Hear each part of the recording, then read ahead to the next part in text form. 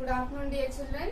So I hope that you all have watched the previous video on present tense and try to understand that what is being told, how it is being explained. Okay, so you must have got an idea of those helping verbs that you will be utilizing for this present tense, and then how you will be utilizing those helping verbs as well as the main verbs. What is the role of the main verb? What is the role of the helping verb? What type of main verb you will be using, whether it is your past tense or your past participle.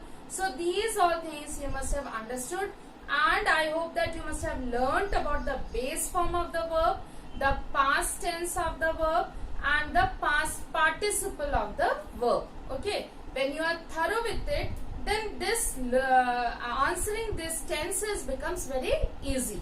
Okay, so now here in my previous class I had explained to you about I had just started with the explanation of the simple present tense, right? We were doing the present tense. I had explained that there are four kinds of present tense. First is the simple present, then the second is your present continuous, then present perfect and the present perfect continuous tense. Okay, so I had started with the simple present tense. I have explained you the usage, how we will be using the verbs in the sentences, the helping verbs in the sentences, how to frame negative sentences, how to frame interrogative sentences. So those type of explanation I have completed. Okay, now let us see that where do we utilize these simple present tense, right? The sentences that we will be utilizing in the simple present tense, what are the uses? Okay, now the first one, like action which is a habit, right? Now this habit is your everyday process. Okay, so now here what type of sentence do I use? We go to school during the morning hours. So now these type of sentences which you do regularly, it is your general habit, so that will be coming under your simple present tense, right? Then the second one, the universal or the general truth. Like you have here the sun rises in the east, the earth rotates on its axis, so which happens every day. So those will come under your universal general truth under the simple present tense, right? Then the imperative or the exclamatory sentences, how do you frame it? Okay, now imperative, I had told there are two kinds of imperative sentences. One is your order or a command and the other one is your request, right? So when I am requesting you, so please shut the door. Okay, so that means you are using the simple present tense. If I order you, shut the door, there also you are using the simple present tense. Then exclamatory sentence, what a lovely frock it is. So there again you are using a simple present tense. Then during giving commentary, yes, so remember children, when you are listening to the suppose your cricket commentary, your sports commentary, so we say no, so here comes our bowler and then the batsman is ready. So there again what are we doing? We are using the simple present tense. Then to express the future event which is fixed. Okay, you know it that tomorrow it is going to happen. So then you say that like if the train reaches Bhopal tomorrow at noon. So that means though it is going to happen in future, but since you are aware of it, you know it, so you can frame it into a simple present tense. So these are the different areas where we can use the simple present tense sentences, right? Now when we are framing these sentences, the simple present tense, I can use the adverbs, okay, like here usually, sometimes, often, never, always. So like here, I always reach school on time. Okay, I often reach school on time. He is always late to school. So that means what is happening? I am using those simple present tense sentences. In that, I am also utilizing the adverbs, right? So these are the different cases where we normally use the simple present tense, right? So with this I have completed with the simple present tense.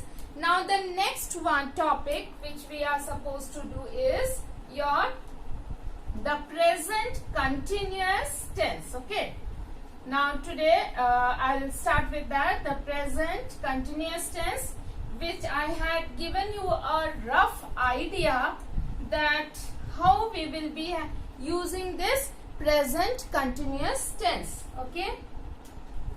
Now the second one, first we had the simple present tense,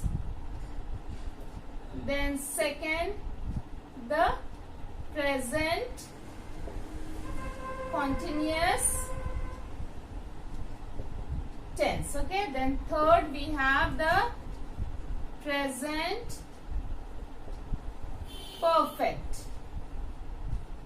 and the fourth I'm not writing today, that will be doing later.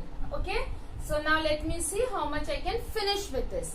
Now present continuous tense, so that means again we'll take the help of the helping verbs am, is, are plus verb in the ing form.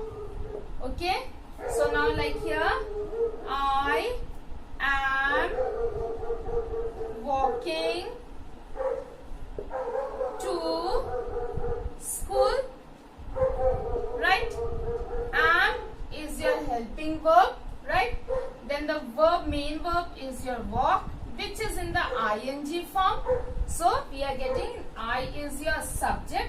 Now since I is your singular subject and I have used, that is a subject, I have utilized here am over it. Okay, the combination of that. So now here these type of sentences, I am walking to school, then they are playing in the park. Okay, so now here the most important thing is that you have to remember this rule, right? Now let us see, in this type of the present continuous tense, I will make a negative sentence. So where do I place not over here? Okay, like here I am walking to school. So I will be inserting not after my helping verb. So here I am not walking to school. Same way, they are not playing in the park, right? So that means after the helping verb, not will be given, used, and then you have your main verb plus in the ing form, and then you have your sentence, right? So this is with the negative sentences. Now we will be framing the interrogative sentences. Okay. Now here with this, the helping verb, let us take, we'll always take the helping verb. Okay. Now here, am I walking to school? Okay, then the question mark.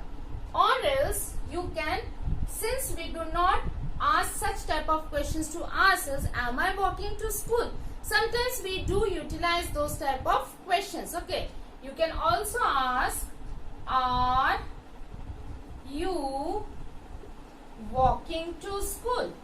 Now since you we have, remember yesterday I had told you that with I, you, they, we will be using the plural verb. So I have used the plural verb are, right? Now in this sentence, they are playing in the park. So are they playing in the park? Right?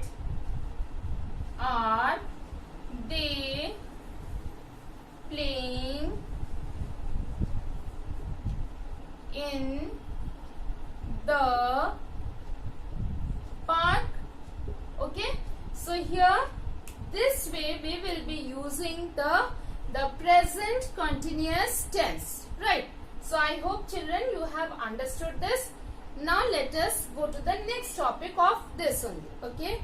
Now under this, the uses of your the present continuous tense. Okay. So here then action at the time of speaking. So that means now at present, like I am teaching and you are listening. So that means you are listening, that is the action, even you are also doing. Okay, you are listening to me, right? Then the process of the action already started. So that means there are many actions before a person has done. So the other person has already started. Suppose a person has already started reading the book. Okay, so you can say she is reading the book, they are reading the books. Okay, so that is the action which has already started. Okay, before you have noticed. Okay, reading a book. So that means this is an action which has already started before you notice that person. And when you notice, the person is already reading the book, right? Then an action already planned for future. Now here, my mother is coming tomorrow. So that means she has not yet reached, but it has already been planned. So you can say, my mother is coming tomorrow. So that means this action has already been planned earlier. Okay, and is because I know it now. My mother is coming tomorrow. The action is going to happen actually tomorrow. Then obstinate habit with adverb. So that means she is continuously disturbing me. Okay, she is continuously disturbing me. Okay, so now under such type of sentences or such type of situations, we use the present continuous tense. Now we have also certain words which we cannot use it in the continuous form, or rather in the present form. We have to use it maybe in the present perfect form, right? So now here, like you have the word hear. So instead of hearing, I hear her speaking. So that way speaking can be a continuous. Okay, so in certain cases these are the words, the verbs of perception, verbs of see. So those type of verbs we have to be very particular. Not all the verbs, but some of the verbs we cannot use it in the present continuous tense. Rather we can use it in the perfect tense we can use, or in the simple present. Okay, so there are certain words which we cannot use in the present continuous. Okay, so with this I have completed the continuous part. Now let us start the next one, that is your perfect, the present perfect. Okay, now for the present perfect, again children, we have to be very particular about the type of helping verb that I use. Okay, the type of helping verb that I use. For my present perfect, I have to use subject plus has or have plus the past participle. Past participle, right? So then I can frame the sentence. Now you see, suppose I have gone to my friend's house. Okay, so now here I have gone to my friend's house.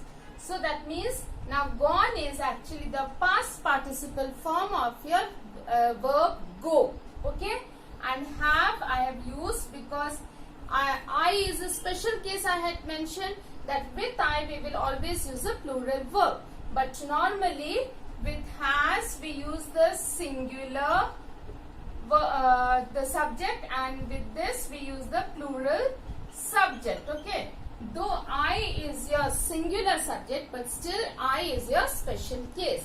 Okay, now let me frame another sentence. They have gone to their friend's place. Okay, so now here again, they is my plural subject, have is the plural verb, gone is the past participle form of the verb, right? Then she has taken my pen. Now she is singular, has is singular subject, has is a singular helping verb, taken is the past participle form of your verb take. Okay, so this way we are going to frame the sentences for the present perfect tense. So the formula is subject plus has or have. According to the subject you will decide whether has or have, plus the past participle and then the further sentence. Okay, now let us frame it into a negative sentence. So how do I do that? So like here, I have gone to my friend's house. So here, I have not gone to my friend's house. So I place not after my helping verb and before my main verb. Same way, they have not gone to their friend's place. She has not taken my pen. Right? Now I will be framing it into your interrogative sentence. Okay? So now here I'll always take the help of the helping verb and start the question. Have I gone to my friend's house? Question mark. Right? Have they gone to their friend's place? Question mark. Has she taken my pen? Question mark. Okay?